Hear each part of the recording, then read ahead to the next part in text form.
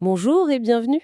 Aujourd'hui, on va se pencher sur une histoire biblique très connue, mais avec une lecture assez particulière que nous proposent nos sources. Le jugement de Salomon. Vous vous souvenez, hein? Deux femmes, un seul bébé vivant, chacune dit que c'est le sien. Oui, une situation impossible. Exactement. Et le roi Salomon, il propose une solution radicale. Couper l'enfant en deux.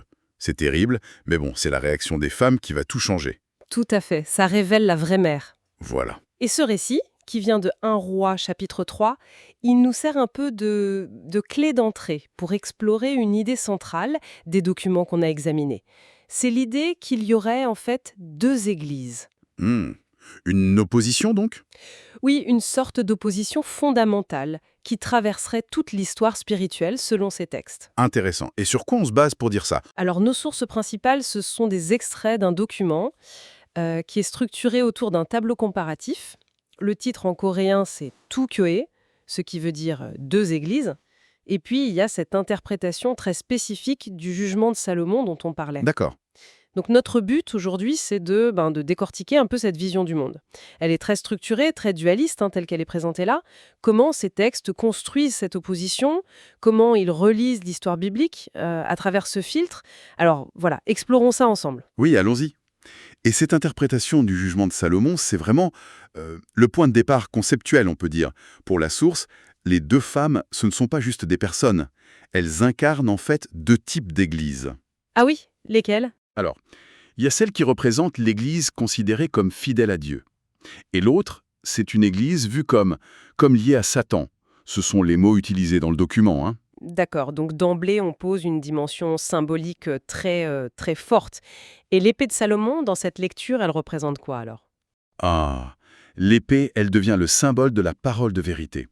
Ce n'est plus l'arme qui tranche la chair, mais plutôt la parole qui discerne les esprits. Qui sépare le vrai du faux, en quelque sorte. Exactement. C'est cette parole qui permet de distinguer ces deux églises. Et la réaction des femmes, c'est ça le critère de discernement alors? Précisément. La vraie mère, elle est horrifiée. Elle préfère renoncer à son fils pourvu qu'il vive. Et elle symbolise, d'après la source, la vraie Église. Celle qui valorise par-dessus tout la vie. Ce que Dieu a institué. Je vois. Donc le critère décisif, c'est cet attachement à la vie, mais spécifiquement comprise comme l'obéissance au commandement de Dieu. C'est exactement ça. Et à l'inverse, l'autre femme, il dit « coupez-le ». Elle accepte la sentence. Elle représente donc la fausse Église, celle qui, toujours selon cette interprétation, méprise le commandement et serait prête à détruire cette vie voulue par Dieu. Le cœur de la distinction est vraiment là. C'est l'allégeance fondamentale. Et elle est révélée par le rapport qu'on a au commandement. C'est une grille de lecture très particulière, effectivement. Et cette opposition, cette dualité, le document la décline ensuite de façon très systématique, à travers l'histoire biblique. C'est là qu'intervient ce fameux tableau Deux Églises. Oui. Il met en scène un face-à-face constant entre ce qu'il appelle l'Église épouse, Shinbu-gyohe en coréen, Shinbu Kyoe. et l'Église prostituée, Unnyo-gyohe. Umnyo Gyoe. Voyons un peu comment ça se déploie concrètement dans l'histoire. Alors, le document, il remonte vraiment aux origines, dès le Jardin d'Éden. Ah oui, Oui, et là, il oppose déjà deux choses. D'un côté, ce qu'il appelle l'Église d'Éden, fondée sur l'amour, une gestion juste de la création, d'accord. et de l'autre, l'Église du serpent. Là, c'est plutôt l'oppression, la domination par la force. Une vraie lutte de principe, quoi. Et cette tension, on la retrouve ensuite, toujours selon le document, dans l'histoire des premiers frères, Caïn et Abel. Comment ils sont présentés, eux? Alors, Abel, il représente l'Église qui offre un sacrifice par la foi, c'est-à-dire en accord avec la parole divine qu'il a reçue. Caïn, lui, il incarne l'Église dont le sacrifice est vu comme le geste de quelqu'un qui est déjà sous l'influence de Satan. Ah d'accord, la distinction n'est pas tant dans l'acte lui-même, mais dans l'état intérieur en fait, Voilà, l'obéissance. c'est ça, l'obéissance préalable. C'est fascinant de voir comment des récits qu'on connaît bien sont relus à travers ce prisme unique. Oui, tout à fait. Et l'opposition continue avec la descendance, j'imagine. Seth, les Néphilim. Exactement. Avec Seth, dont la lignée invoque le nom de l'Éternel. Ça marque une reconnaissance, une dépendance envers Dieu. Et face à ça, les Néphilim. Ils sont décrits comme symbolisant une humanité qui vit selon sa propre volonté, une sorte d'autonomie rebelle, quoi. Rebelle vis-à-vis de Dieu. Et à l'époque de Noé, j'imagine que le contraste est encore plus frappant. Absolument. Là, c'est très clair. D'un côté, Noé, par crainte de Dieu, il construit l'arche, il prêche la justice, il se prépare au jugement. C'est vraiment l'image de l'obéissance, même quand tout va mal. Hmm. Et de l'autre côté, on a la figure de Nimrod et la tour de Babel. Ça, c'est le symbole du défi lancé à Dieu. La tentative humaine d'échapper au jugement par ses propres forces, par son orgueil. On voit bien le schéma qui se dessine, oui. Et avec Abraham, comment cette dichotomie est illustrée? Le document dit qu'il vit sous la tente. C'est ça. La tente, ça symbolise une vie de pèlerin, une vie dépendante de Dieu, où la relation avec lui est considérée comme le bien le plus précieux. Et en opposition, il y a l'Égypte. L'Égypte. Oui, l'Égypte représente la recherche des plaisirs, de la sécurité matérielle, au risque d'oublier Dieu. C'est le choix entre une orientation vers le ciel et une orientation purement terrestre. Le parallèle entre Israël et Babylone semble aussi très important dans la source, non? Ah oui, ça c'est un point clé. Israël, dans l'idéal, c'est l'Église qui reconnaît Dieu comme son roi, qui vit dans l'alliance d'amour. Et Babylone, eh bien, elle est dépeinte comme le lieu de la captivité spirituelle, sous Satan. Captivité spirituelle. Oui, et le document insiste sur des détails symboliques forts. Par exemple, à Babylone, on profane les coupes sacrées du temple, en y buvant du vin, le vin étant interprété comme symbole du monde. Ah oui, quand même. Et on y adore des idoles matérielles. C'est une inversion totale du sacré, en fait. Et cette logique de séparation, elle continue même après l'exil. Et dans le Nouveau Testament aussi. Tout à fait. Après l'exil, on a Zorobabel. Lui, il sort de Babylone pour reconstruire le temple. Il incarne le retour, l'obéissance. Et face à lui, le document place ce qu'il appelle le judaïsme de l'époque de Jésus. C'est-à-dire? Celui qui est critiqué ici pour avoir rejeté le Messie, alors qu'il aurait dû l'accueillir selon cette perspective. Et puis on arrive à l'Église chrétienne elle-même. Comment la source applique sa grille de lecture à ce moment-là? Alors, elle oppose l'Église de la confession de Pierre, celle fondée sur la révélation de Christ comme le roc inébranlable, à ce qu'elle nomme, et là, il faut vraiment souligner que c'est le point de vue spécifique de cette source, Oui, c'est important. qui est l'idolâtrie en son sein. C'est une affirmation très directe, présentée comme telle dans le document. D'accord, on rapporte simplement la perspective du document.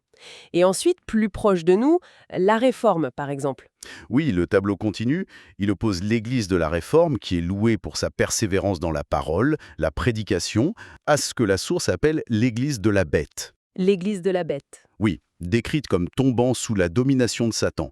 Là encore, ce sont les catégories et les jugements qui apparaissent dans notre source. On les présente, sans les valider nous-mêmes, bien sûr. Bien sûr.